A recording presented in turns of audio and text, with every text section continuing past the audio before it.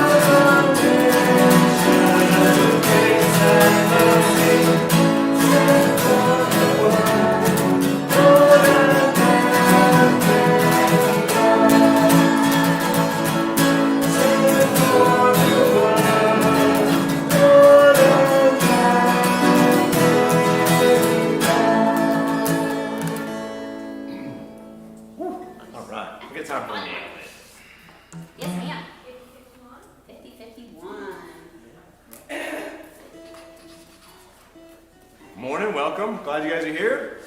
All right, 50 is the verses, 51 the chorus. You ready, Maestro? Which one? 50, 51.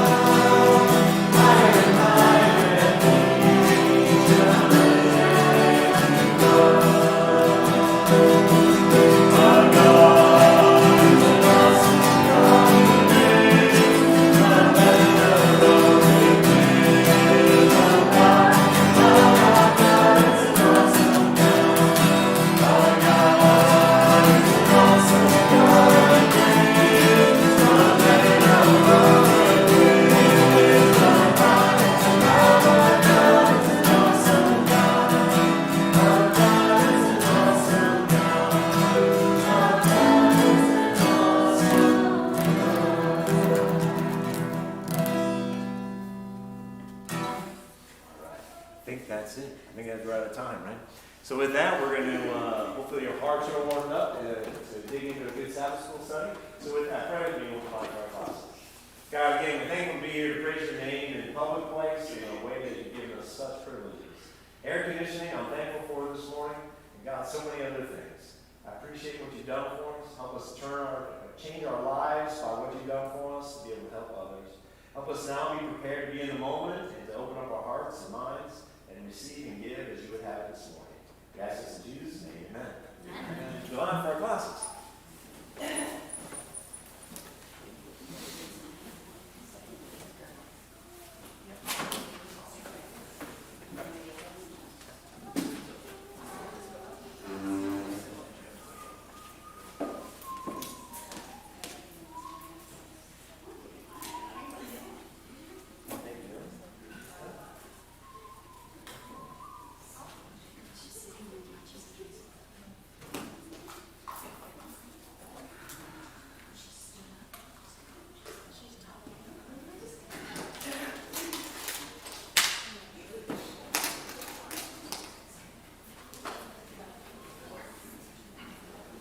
Good morning, welcome. Good morning. Glad you guys are here this morning. Glad to be here. Excellent. That's good. So, I'll have a microphone. Waving at me back here. Thank you, thank you. Are you guys staying in here or you can do class? Just for the first part of the day. I need your help just for a minute and then I'll do I that. will check in like 2 seconds. No problem. Thank you, sir. I don't think so. I don't see the, Gotta help me out, man.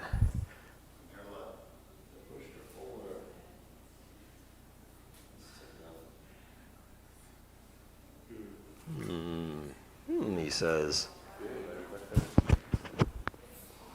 oh, it's on. Yeah, it's on. Oh, no, there. It's on. It's on. Testing, testing. It's on. It's on now. Hello, hello. Welcome if you're joining us in remotely as well as locally here. I'm not sure if you can hear me or not. Yeah? It's coming through? Okay, great. Well, here locally, hopefully you can. I'm not quiet by any stretch. All right, so what I'm going to do is I want to start with an exercise. Again, this is one of those things that I think it's important for us to be able to open up to start talking, because I think it primes us to be able to continue a discussion. So I'm going to ask, who's my challenge? Wow. Okay, now it's on. All right, too high still.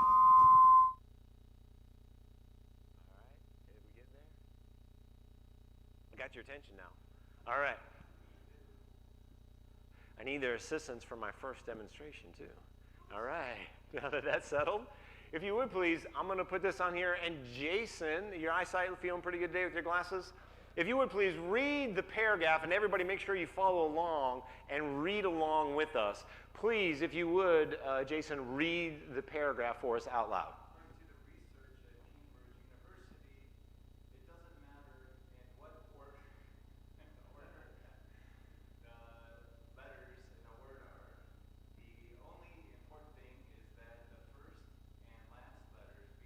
At the right place. The rest can be a total mess, and you can still read it without problem. This is because the human mind does not read every letter by itself, but the words as a whole. Do you believe that phrase? Yeah. Is that even possible? It's a lie, right? I don't think you can. Can you turn me down a bit? I get loud on myself here. You don't believe that. I was going to have Lizzie read it, but I was afraid she would get mad at me. She does her life is editing and doing all this kind of correct, proper grammar and stuff like that. There's a couple errors in there. What's impressive is, if you followed along, did you read it also? Were you able to read it? The simple point of this first exercise is, what we read may not be exactly what we see, right? We need to be careful when we read that what we're reading is exactly what it says. Because it's very tempting for us, and our brains automatically do it without being prepared. our brains will automatically put the words together based on what we perceive the word to be and in context. The reason this works is because in context, your brain's already working ahead a couple words and it's preparing the way for you, even though you don't know it. You are being prepared simply by the fact that you are a couple letters are close to where they're supposed to be. And you can read it. As we read the scripture today, I want us to take the same approach. Not to assume and to read, but as we read the scriptures today, let's make sure we're being very careful to say, is there something else that maybe we're just going right past it because we know what it's supposed to say versus what it does say. All right, with that, let's open with prayer, and then I have one more exercise for us. God, again, we want to be open our hearts and our minds to be able to understand what you have for us written in the Word. God, there's so many times we come with preconceived notions and preconceived ideas, but God, we want our minds and our hearts to be open to know what your Word truly says so that we can understand completely. So there's no mystery and no confusion on what you have in store for us. With that, God, I know we need the Spirit in order to be able to do that. Let's help a lively discussion into this morning, God. I want it to be a great interchange where we can strengthen each other. That's my heart's desire. With that, we lay it before you. In Jesus' name, amen. Hey, I'm going to ask Luke, you're closest, so I'm going to ask you, you're my guinea pig. Everybody needs one of these. Everybody. So make sure everybody gets one of these. And then I need 2 more guinea pigs. I'm going to have Vitaly. Vitaly, if you would come up here, please. And I'll pick on Edward. Edward, come on up. I got an exercise for both of you guys. While he's passing that paperwork out, you guys can watch it. On the front pew here, I have a stack of 5 books on this side. I have a stack of 5 books on this side. If you would, please pick up those books and stack them for me. So all you have to do is pick them up and stack them and hold the stack in your hands. That simple. That simple. Very good. Okay, everybody can see the stack that they have made, right? There's no right or wrong answer on this one. There's no incorrect answer. Okay. Is anybody notice anything about their stacks? Just any observations, any general observations? Smallest books on top over here. Pretty close on that. Okay, good. Any other general observations? They're oriented by size, maybe? Yeah? Okay. All right, those are good. I will share with you my pet peeve. This is my personal issue, none of yours. My personal issue. They have both stacked those books incorrectly, in my personal opinion. And it's purely mine. They did not do anything wrong. I'm going to change one thing on each of their stack, and you tell me what it is that I changed. I'm going to change one thing on yours. Okay? And I'm going to change just one thing on yours. What did I change? We don't know because we're back here, so we can't read the titles of the book, but we're assuming it's the Bible on top. It's the Bible on top. What else? But it's something interesting, though. The brother there read the Bible first. He picked the Bible up first. You didn't notice that. Okay, that's an interesting concept. He picked it up first, and that's the one I'm going to pick up first. There is no right or wrong on this. This is my personal preference. I grew up in a household where if I was supposed to carry books, this was something my mother taught me, and this is absolutely no relevance, I think, in the real world of how you respect the Bible, but she would say Bible on top. And she would not allow me to carry around a stack of books. If I put my books in my book bag and stuff like that, I had to put the Bible on top. Gentlemen, you can set the books stacks right back there. Thank you very much. I was not allowed to. From that, I was not allowed to dog-ear my corners in my Bible. I was not allowed to change them or do anything else with them. It was just the way I was raised. And there's no right or wrong to that, but it became that I today struggle with the concept of highlighting and writing in my Bible. And I think that's wrong, personally. I think the more you're engaged in the Word and making it interactive, the better it'll be. So what I've done today is I've handed out, and I think we had a bunch of pens too. If you have a pen, if not, I know I brought a bunch of pens. Yep. I brought a bunch of pens. I encourage you. What I did is I printed out the scriptures for today so you can feel no shame and be able to write all over the scriptures today. In fact, that's what we're going to do together. We're going to write all over the scriptures today. So if you need a pen, if you don't have one, you're going to need one. And the handout that you have is the scriptures. And you don't have to, in my case, it would violate me to be able to pick up my own personal Bible and start writing all over it. I would struggle with that. So I'm not asking you to do that. I provided the document so you can write on it, and I want us to write together. These are very familiar passages to us. We have the risk of the paragraph that we read, that we will glance over the words and put words together and pass right by things that may be there that we want to find out together. So first, I think we need to be cognizant of just the general layout. So we're going to start on the side that has a little diagram at the top. And if anybody recognizes that little diagram, that is the creation diagram that I created, and it is purely my invention there of what it is.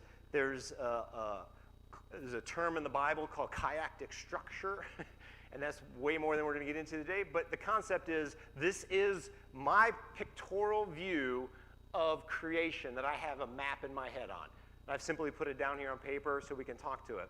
So if you would for me, just to start out with Lizzie, I'll pick on you. Name the days of the week for me. It's that simple. Just say the days of the week. We know there's 7 of them, so go ahead. Okay, Sunday, Monday, Tuesday. Everybody agree with that? Sounds correct, right? Sunday, Monday, Tuesday, Wednesday. If you were a Hebrew, what would be the days of the week? So say them again. So in biblical, so we need to have that understanding, there's no names of the day except for 2 days. And what are the 2 days that have a name? Preparation day and the Sabbath, Shabbat. Right? So in our culture, if I were to say, hey, how was your weekend? What days am I referring to? Friday, Saturday? If I was Hebrew, what's that? Saturday, Sunday. In our culture, we say, well, how was your weekend? It meant, how was your Saturday and Sunday? And we have, so I'm saying, like these words that we already have, that we was read up here earlier, that's my point, is we have these things built into our structure. Like, hey, how was your weekend? Oh, that means Saturday, Sunday. But if you read what the Bible says, it says 1, 2, 3, 4, 5, preparation day, Shabbat. If you want to, you can put that on the top of your paper. This is 1, 2, 3, 4, 5, preparation day, Shabbat. That's what these little boxes are from left to right. That's what they are. And now let's find out what it is. So the very first sentence there has something we're very familiar with. What is the first sentence in Genesis 1:1? Somebody read it out for us. He's right there in front of you. Okay, very simple thing. It's very cool. It does not explain anything about God. The Bible never describes who God is, how he got his power, anything else like that. It's just assumed. It says, in the beginning, God created. That's it. It's a really cool, that happens to be a chiastic structure sentence with a lot of really cool stuff in it. Happens to be 7 words long in the real Hebrew. It's supposed to signal to us that there's something important about 7. There's 7 words in the first sentence, not in English, but in Hebrew, there's something very important coming. The very next phrase is 14 words, and it builds on it in Hebrew, but I want to pick out just 2 words. And Jay, if you would continue with me, what does verse 2 say till the first period there?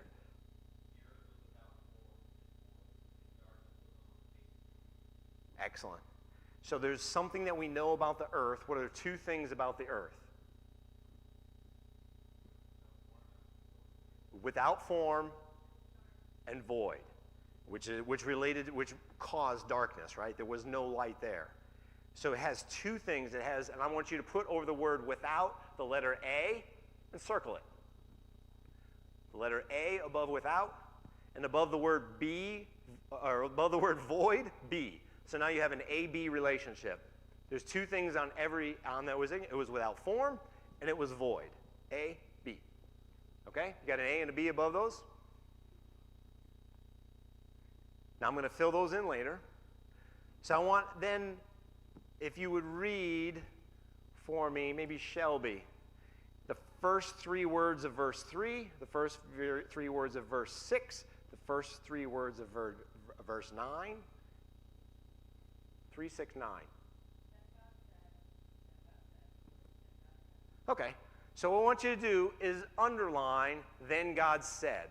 And you're going to do it on verse 3, verse 9, verse 11, 3, 6, 9, 11.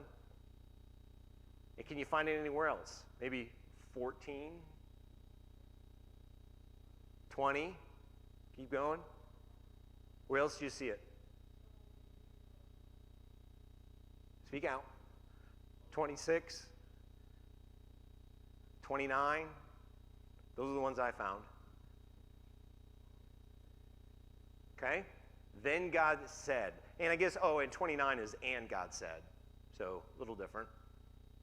But then God said. You can just underline that. Then God said, then God said, then God said. So how did God create the world? How did he create it? He speaks it. Have you ever created anything by speaking? What's that? Trouble. I like it. That's a truthful answer. My words are powerful, but they're not that powerful, right? Something crazy. This is not something the human mind, my personal mind, and maybe you guys have it figured out, but I personally look at this and I can't really put this into something I completely understand. I read it, I read those words, but I don't fully comprehend. Then God said, and bleh, and it happened. Got another piece of paper over here? Got some extra ones? All right. All right, Kevin, we don't want you to miss any. This is exciting stuff over here. Welcome. Glad you're here. Oh, we're following along on this one right here. We're trying to do is read the words, make sure we're digging. So then God said, that's something that happens. And then let's do with it, that's what he starts every day of creation with, and he ends every day of creation with something very similar. So where am I? Luke over here, if you would read like verse 5, like towards the end of the verse 5, and then towards the end of verse 8. What do you see there? How does he end each day of creation?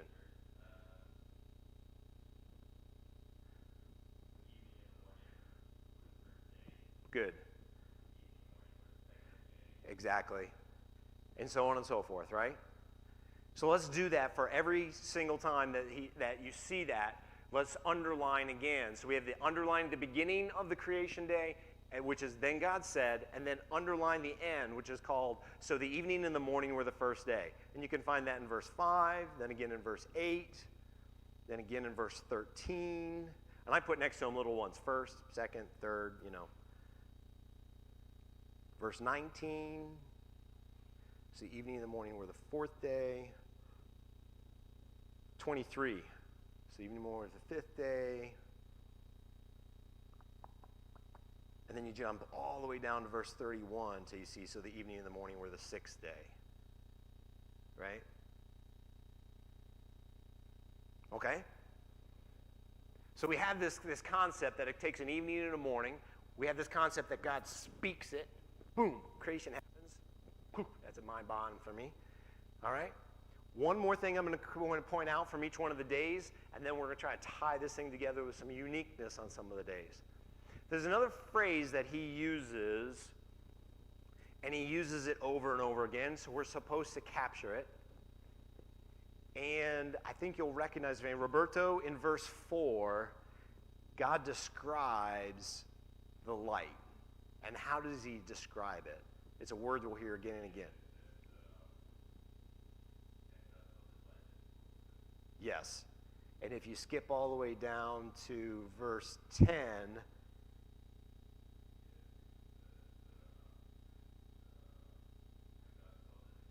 God saw that it was good. And you guys may be familiar with this, right? So I want you to put a box around the word good on every day that's there. So let's do these together. Verse 4, there's a word good. Verse 9 is when he calls the second day good. I see down in 12, like the end of 12, there's another good. Put a box around that one. God saw that it was good in verse 18 again. Verse 21, the end of 21. 25. But if you'll notice there's something different, Roberto, you're familiar with this most likely. In verse 31, what's different? What's that? Very good. So I want you to box the word very good. So there's something different about the sixth day, because he doesn't just say it's good, he says it's very good. So if we see that pattern, something jumps out at us. It's good, first day's good, second day's good, third day's good, blah, blah, blah, sixth day's good.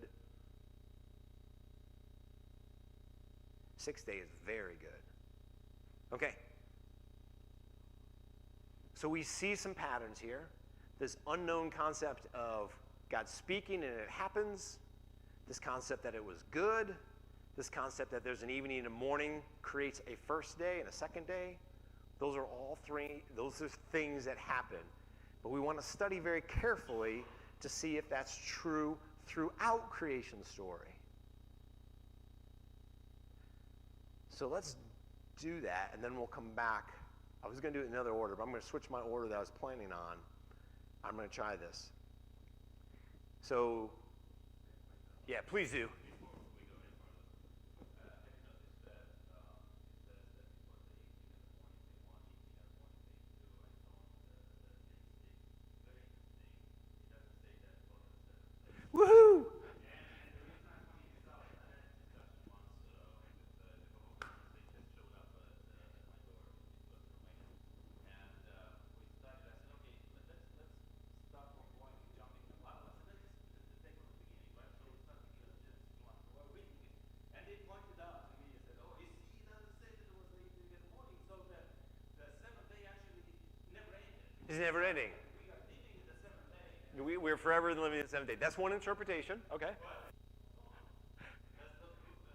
back. It says the evening and the morning were, and that was the first day. So if you don't have that specification, it means it never started. It never ended. So you're going exactly where I want to go. So what I want to do is I want to read, I've got chapter 2, verses 1 through 3 there. And let's read that because we just read the pattern. Our brains were just patterned on this. It's right there at the bottom. It's still on that same thing. I didn't do a very good job of marking it as chapter 2. So it's still on the first page at the bottom. It says, a big 2 is actually chapter 2, verse 1, where it says, thus the heavens.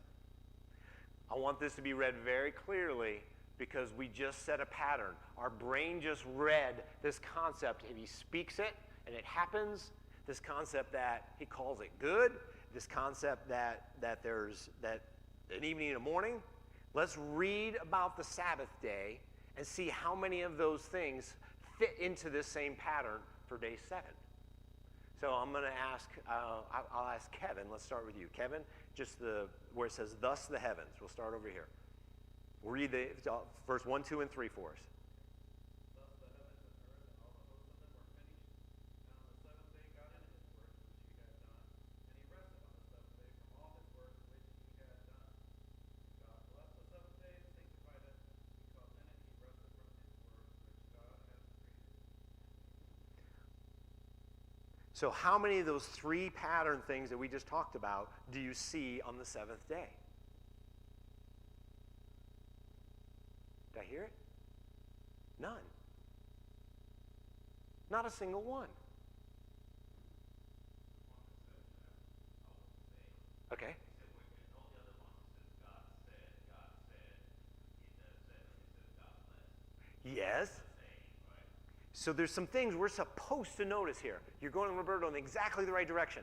So there's this pattern. Our brains kind of get into, okay, it's good. It's God said it. It's good. And there's a first and evening and morning, blah, blah, blah, blah. We're cruising along. And we get to the 7th day, and our brains imply all those events onto day 7. And we look at it, and it doesn't have those. I don't think that's a coincidence. We're supposed to notice what is unique about this day, different than every other. And I think you brought out some of them already. You said, and it just says, and on the 7th day, like a matter of fact, it's already there, right? God ended his work, which he had done, and he did some very specific things. Instead of speaking and creating, he rested. Then he did this really cool thing. And what I did is I made a little bubble around it, the whole verse 3, the first half of it. Then God blessed the 7th day, and he did something else to it. What's that word that he did also to it? Sanctified it. Now, that's not a common word for us. So I bubbled that whole thing. I did a little cloud all the way. Then God blessed the seventh day, little cloud, all the way around and sanctified it. And a little bubble around it on mine. You can do whatever you want. Make it your own. What does it mean to bless a day? What does it mean to sanctify a day? What are your thoughts? Set apart. Very good. I like it. What else? What does it mean to bless it and sanctify it? Other thoughts? Yeah. Ooh. Okay, so you're saying God did something to it that you cannot remove. I like that thought. What else? Set apart is a unique thing that doesn't look like it. And I think we're supposed to recognize that just by simply the fact that it's different. He doesn't speak it, like all these other factors, right? Blesses it, sanctifies it. And I think to get a little bit more about what that is, we can go backwards in time. I'm sorry, Marilyn. Absolutely. We can go backwards up there a little bit and take a little bit more about let's tear apart a little bit more of these unique things that happened on the sixth day. And we see it a little bit different in verse 26. God said, let us make man in our image. All the other ones God said, let there be light, and there's light, let there be trees, let there be plants, let there be animals, boom, boom, boom, boom, boom, they happen. But when he comes to human beings, he says, let us make man in our image according to our likeness. I'm in verse 26. I did a little dash line underneath those. You can put whatever you want. But I think it's very unique that God does something different here. And I put a little dash line under it. Let us make man in our image according to our likeness. So then down in verse 27, I dash lined underneath this too. It says, so God created man in his own image. In the image of God, he created him. Male and female, he created them. Verse 28 is the key. What does the very start of verse 28 say? God, what happened? God blessed them. Do you see a link?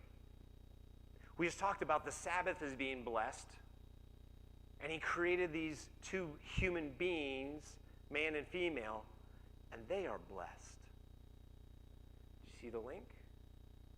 There's a blessing of people, and then he creates a time space for that blessing. It's a unique connection. And so what I did is I did the same thing. I made a little bubble around the God blessing the seventh day. I made a little bubble around then God blessed them. And we see this concept that God's blessed them, and he blesses them by also setting this time and space aside for this blessing. In a blessing, when somebody asks you to have a blessing on somebody else, Yeah. you're not really asking, you're not really blessing it, you're asking God to bless it. Yes. And so I have been visited, they've asked me to bless them with the meal, and they had pork chops on the table. Bless everything but the pork chops. Is that what you said? Bless it all, Father, what you can bless. But it is a little confusing to me because sometimes we ask God to bless something that he doesn't want us to have anyway. And so, anyway, in blessing, God's blessing is one that counts when he blesses something. But, we had new trips this week, and a lot of turns.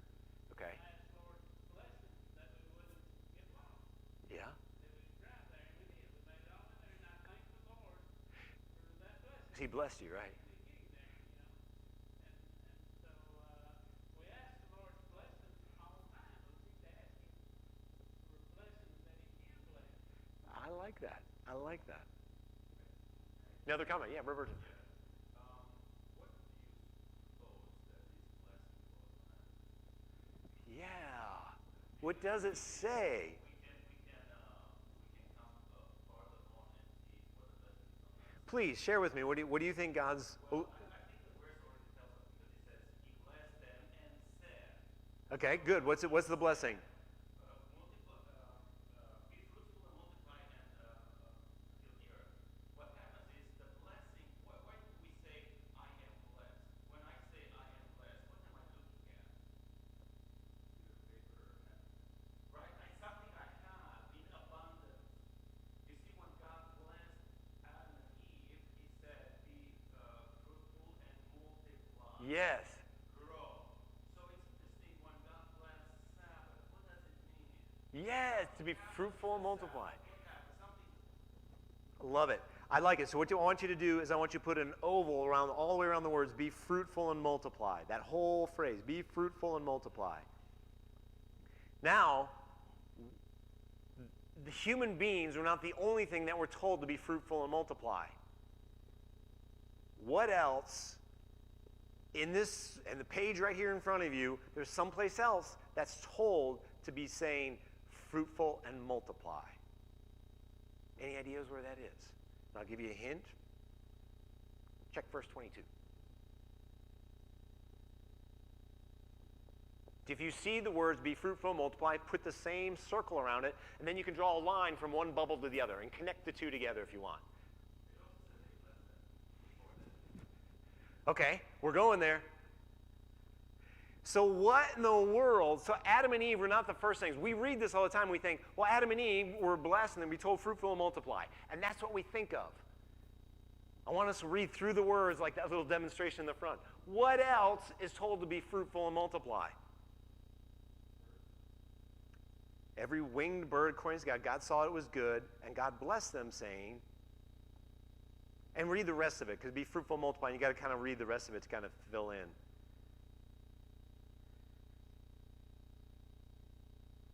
What else does it say? Anything else?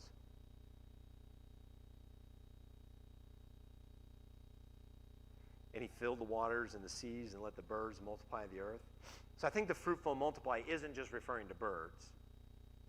But I'm reading between my lines here. Correct me if I'm not right there. I'm putting words in this thing. I see this a certain way, and I want you guys to challenge me on that. Every winged bird, according to his kind, God saw it, and he said it was going to be fruitful and multiply.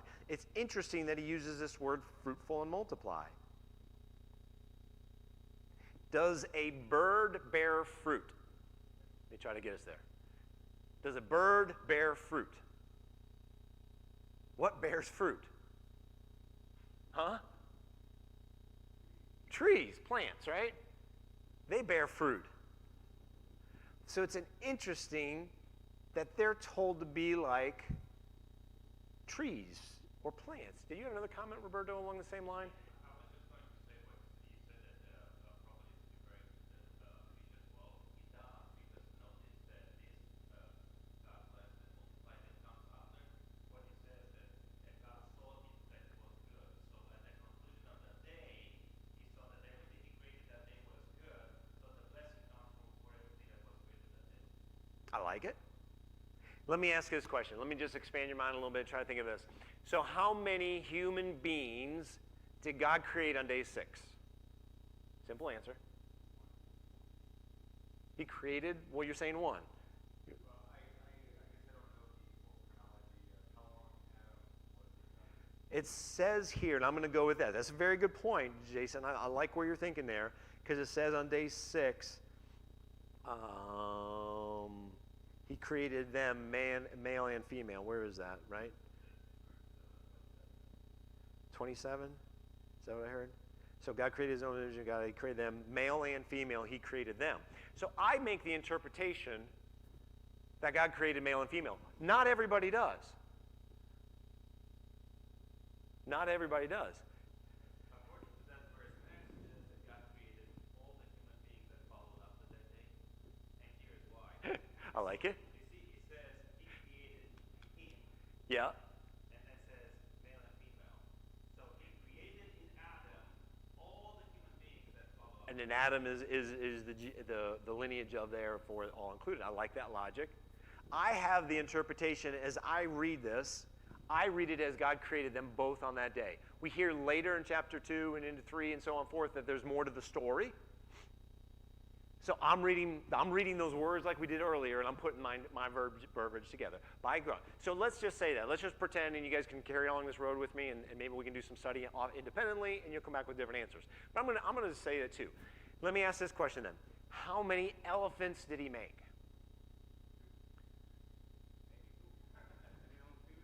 How many did he make during creation? He made 2. That's what you're suggesting is 2. How many hippopotamuses did he make on day of creation? That would have been on day 5 or 6. I've been at 6. Let me ask it differently. Let's just go to a different day. Let's go to Tuesday, on day 3. How many oak trees did God create on day 3? He filled the earth.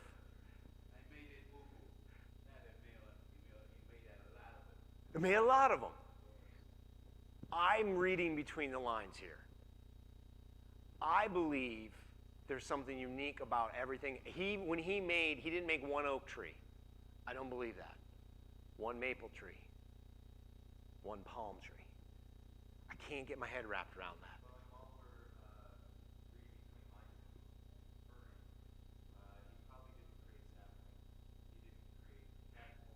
Just like he didn't create infant children, right?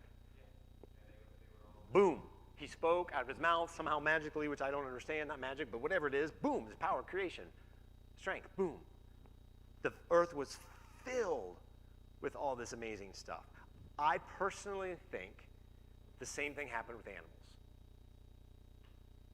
It was not an individual creation of each one. And we see that so specifically because when God makes humans, he does it in a very different way. He says, let us make it in our image. And then he forms it from the dust and breathes into the nostrils.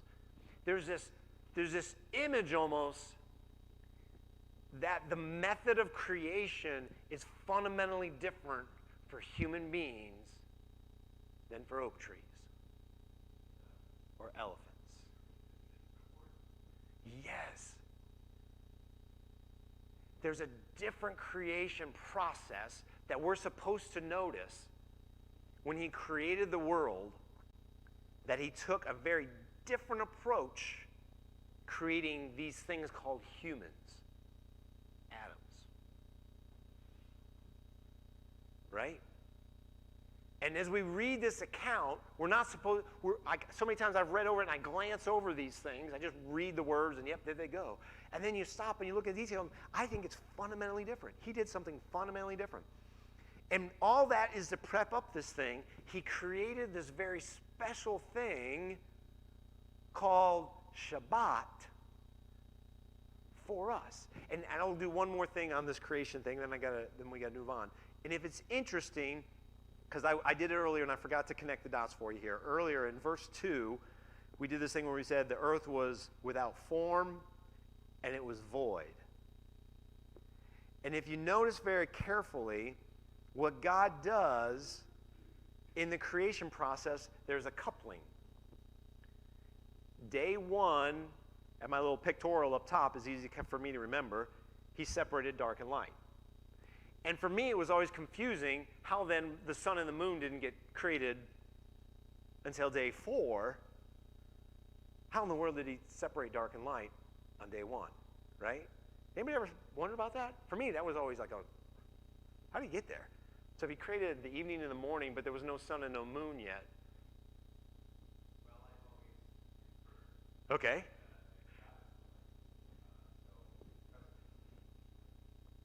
I think that's fair. So will there be nighttime in heaven? So if there was God's was the only thing present there, then how would there be any nighttime on day 2? And day 3? He clocked out. He went home. He said, well, I'm down here creating for the daytime. Time for me to go back to heaven. I'm out here. I'll leave it in darkness. I'll be back tomorrow. Okay, I like that. Why not?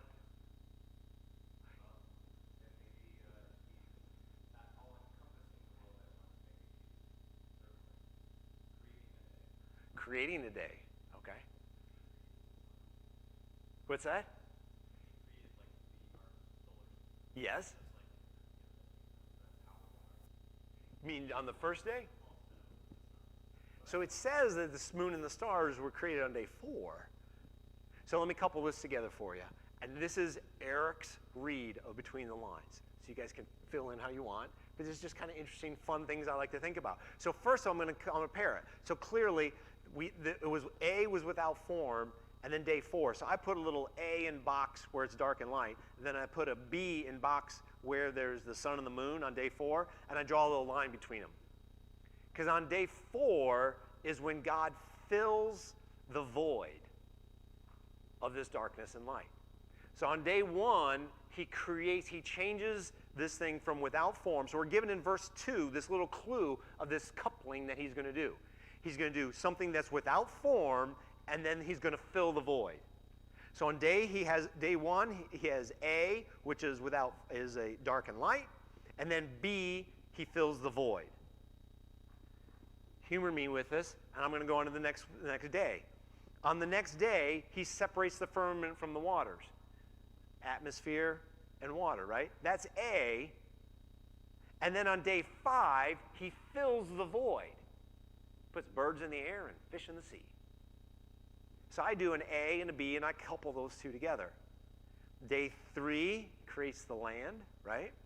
And the trees. And then in day 6 is when he couples that together. I bring that to your attention for a couple of different reasons. So the moon and the stars is one that just has always baffled me a little bit. And I wonder if this is Eric's interpretation, if the separating the light and the darkness isn't a little bit of separating Satan into a world that he's allowed to be. He separates this concept from heaven, and he says, here's light, but I'm also going to allow darkness into this creation. Is Satan part of creation? No. And I can get really tripped up on these kind of things. So I'm not trying to go too deep down here, but I just wonder if there's not something deeper there, that when that separation from dark and light, God is light. He's not darkness in any way. Do you think God can create life without having form of sun? Oh, absolutely. He is light. So I think that the reason something much deeper is for your creation. What was the priest people doing later on, and what do they do now? What do they worship? The sun and the moon. Well, he wanted people to see that the light can come without the sun and the moon. Yes. So That's a fantastic point. I like that a lot because it couples in my brain a little bit, because then the sun and the moon on day 4 also is a little bit of us. Christ is the sun, S-O-N, as well as, right, the S-O-N, so he provides the power source.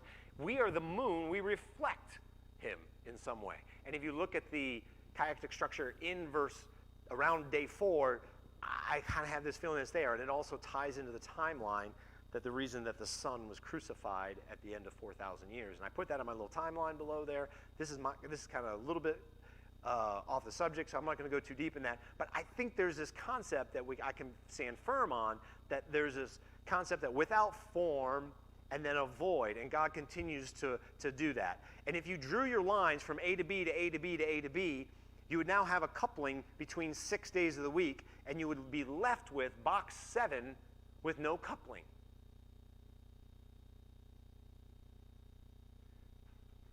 And it leads my brain to wonder, what is the coupling? What's the other piece that I'm not understanding that is supposed to link to this Sabbath day?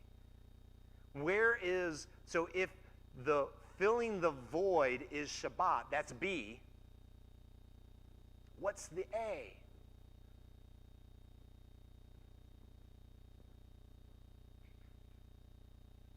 I think it's this. This is, what's that? I think it's this portion of this concept that human beings are the A. We're the ones who are blessed, and we're given this thing called the Sabbath to bless. I think this concept of the Sabbath is really two things. He rested and he Shabbat. So he stopped and he rested. And I put a little stop sign in there and then this little time clock. He creates something unique. What's really cool about a day when I'm on Monday this week, will there be a Monday next week? Hopefully, right? What about the week after that? And the week after that? It's very unique that God designed something that transcends time, right? It's not linked to a place or a location. I don't have to go to the Far East in order to go to where Garden of Eden is. I don't have to travel someplace to find this. I take it with me. I mean, literally, I take the seventh day with me wherever I go. Because in that many days, even if I've traveled some around the world, even if I jump time zones and flip over the when I get there, there's a day 7 coming or just had been, right? It's this crazy concept that God created this concept of a stopping and resting, and it transcends time. It travels through wherever you go. It's crazy. I'm going to point out one more thing. I don't know what time I'm supposed to be done. Do you anybody know? I always get that confused. So 40 minutes. I got 10 more minutes? Okay. Okay. All right. So I'm gonna go with that because I want to make sure we get to a couple other points here. I'll ask this other question that's always provided, just stimulates you. I think the whole study of creation just blows my mind. Every time I dig into it, there's something new, there's something different, there's a different angle on it. Oh, I was going to mention trees, right, Luke? I'm not even going to go into trees. Someday I'd love to have a conversation with you guys about the trees of creation. It's just phenomenal study. Let me ask you this. How long had Adam and Eve been alive when their first Sabbath came? Less than a day. Less than a day. Does that matter? To them, God now says to them, this is day 7. To them, I don't know if it made any sense. I think they could wrap their head around it. I'm not saying they're not intelligent enough to figure that out. But to them, it's not. To them, it's just the very first time they'd ever seen dark and then back light again. God made it a priority that this is one of, if not the first fundamental experience they have, is this space and time of the Shabbat. To me, that was cool. That was something I got this week that I'd never had before. It was like, it was so important. God was having fun. He's creating. I think he's a creative God and he loves it. I think he's excited about creating. And so now he's creating, he's having this all this happening, and he creates his pinnacle thing, these human beings. And he says, you're going to fruitful and multiply. You're going to fill the earth. Let me tell you something else that's really cool that I've designed. The very first thing I want you to experience is this concept of Shabbat. Stop. I haven't done anything yet. No. Stop. Spend time with me.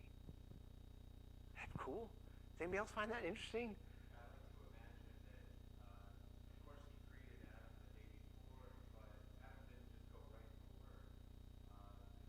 That Sabbath was kind of like an introduction to his Creator, where he, got to know him. I like it. This introduction to this creator. It is so unique and so fantastic that it just boggles my mind that God thought that this is so cool. I just designed this for you. Check it out. It wasn't like, let's take a nap. This is like, check it out. The world around you is fascinating. What do you call this? What do you call that? Oh. I get excited about it. Of course, he didn't have much of a courtship with Eve, but just created the same thing. And so they entered the Sabbath together. Yeah, That's been a form of courtship too, I like it. Start having babies, they have to get to know each other. And so the Sabbath became part of their courtship. Oh, that's a beautiful thought. I'd never thought of that before. I like that. Go ahead, Roberto. When did it start? But back to your point, I didn't spend much time on it, but it never talks about the evening and the morning, right? Well, Yes. So it's Adam is busy doing what? Because it says there that God, well, it says that God brought all the animals for Adam To name. Yeah, was that day 6 or day 8? I don't know, or day 1 again, I don't know. We don't know. Maybe that was Sabbath. Maybe he was just running around. What is that? What do you want to call it? Okay, I'm going to call this giraffe. I don't know. Would it be work? I don't know if it'd be work. I don't know. Maybe that was his job. I don't know. These are great pondering things. Just like the paragraph we read, I don't want to put words up that aren't there, but it's fun to ponder anyways. But the interesting thing is Adam only sees the sun. That's what he only sees the sun. He doesn't see the night. Yeah, that's true. The first time the sun sets is on the seventh night. Yeah, that's beautiful. That is really a beautiful concept. Yeah, that's beautiful. That's a beautiful thing. The very first thing he sees is the sunset and the sunset. That's beautiful. The other thing that we do notice here, and I'm going to make just a touch on this one, that again, because Roberto, just because you brought it up, is that the evening and the morning is never mentioned on Sabbath here, and I think that has prophetic issues to us again. If we believe that the millennium that we're going to spend in heaven is going to be like our Sabbath rest before we come back down here after 1,000 years, and that's why I put my little timeline along the bottom, that fits, because there's no nighttime in heaven when we go to heaven. I'm not going to spend any more time on that one, but it fits prophetically of how the creation story fits and tells not just a short story, but it tells the entire creation, tells the entire salvation story. Whew. Very cool. All in the first chapter. Kevin, you got a comment? Yeah. You brought up another interesting comment there. The fact that the Sabbath came essentially for Adam and Eve on their first day. Yeah. Day one. Day 1. But God said, no, this is day 7. So it kind of goes back to some people believe resting on a Sabbath day, but they elect which day that will be. Well, clearly, Adam and Eve rested on day 1, right? Right. But that kind of backs up and say, no, we rest on God's day. Because if not, Adam and Eve would have waited 6 more days and they would have rested on their Sabbath day. Yeah, my 7 is your 1, or what? Yeah, that concept. Yeah. No, it's God's day. God said this is the Sabbath day. It's not the day that you work. I like it, Kevin. Great point. I'm glad you brought that up.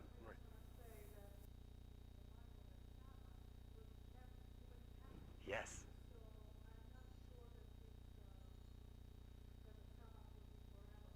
Yeah. Yes. I think there's some truth to that. Once we re-inhabit the earth, but I like the concept of a Sabbath millennium where we're just kind of this until we're back down on earth and we start the cycle again. Until we start the cycle. Until the Earth's spinning at the same rotation around the sun again, right? Yeah.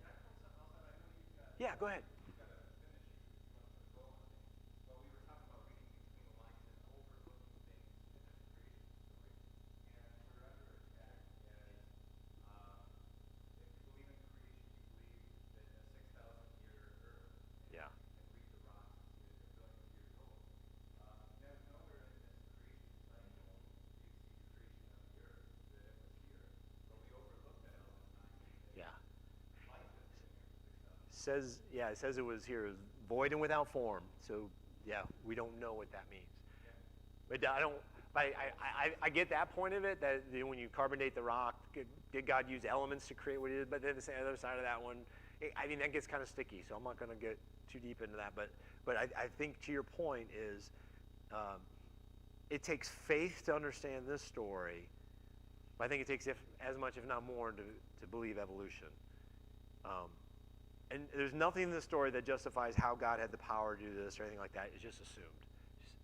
It is. That's what he has.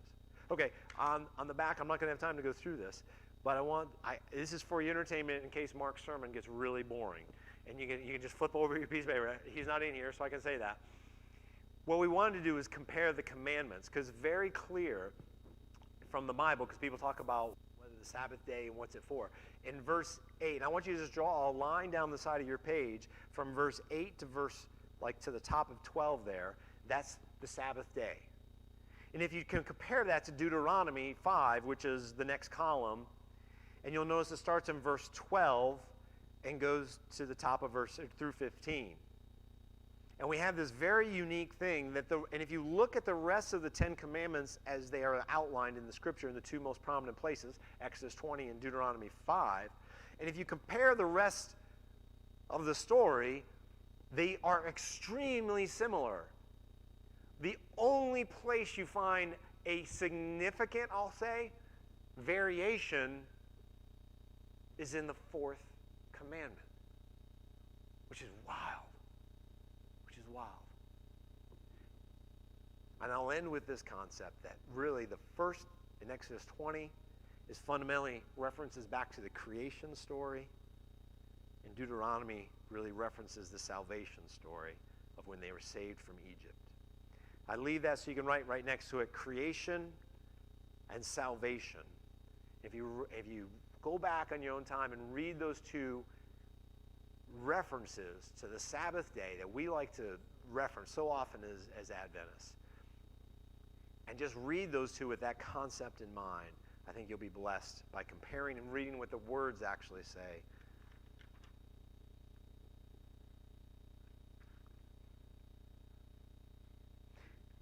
If you would, I will ask for one last thing. Let's close with this thought. 'Cause I think that was my bell, right? That means I'm out of time. If you would look up for me, Kevin, Isaiah chapter 58. And I want to close with this thought, Isaiah chapter 58, 13 and 14. Because what we want to do is we want to bring this home to ourselves. Isaiah chapter 58, verse 13 and 14. And let's find out what that has to say. If you turn your foot from the Sabbath, from doing your pleasure on my holy day, and call the Sabbath a delight, the holy day of the Lord honorable, and shall honor him, not doing your own ways, nor finding your own pleasure, nor speaking your own words. Then you shall delight yourself in the Lord, and I will cause you to ride on the high hills of the earth, Ooh. and feed you with the heritage of Jacob your father, the mouth of the Lord. Delight. I know that we've all had experiences where our Sabbath may or may not have been a delight.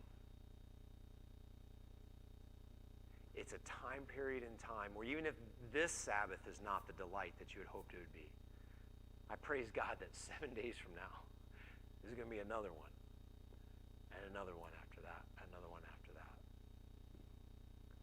I thank you for digging deep. With that, I'm out of time, so pray with me. God, again, I thank you for this amazing creation story. It is so deep and interlaced into who we are and what you've called us to do. I can't thank you enough for understanding our needs so far in advance that you said we need a Shabbat. We need to stop. We need to rest. We need to admire your creation and admire your salvation. God, I thank you for the opportunity to be able to talk about you in a public place, to be able to worship you in a way that honors and glorifies you. May everything we do here today bring honor and glory to you. We love you. We can't wait till you come. In Jesus' name.